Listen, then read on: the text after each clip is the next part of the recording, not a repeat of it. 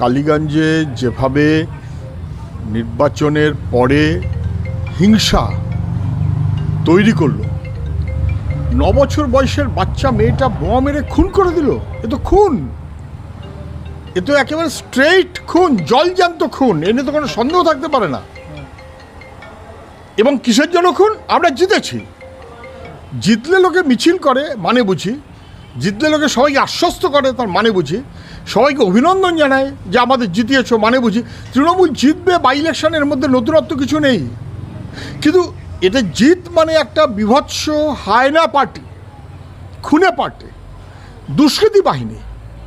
এবং সেই কারণেই বোমা মজুত করে রেখে খুন করেছে। খুন গঞ্জে যে মেয়েটিকে খুন করা হয়েছে, ক্লাস 5-এ সম্ভবত পড়ে, 9 বছর বয়স, 4 বা 5-এ পড়ে, তার মা তো স্পষ্ট বলছে যে আমাদের গ্রামটা সিপিআইএম সমর্থিত, সেই কারণে আমাদের গ্রামের উপর আক্রমণ।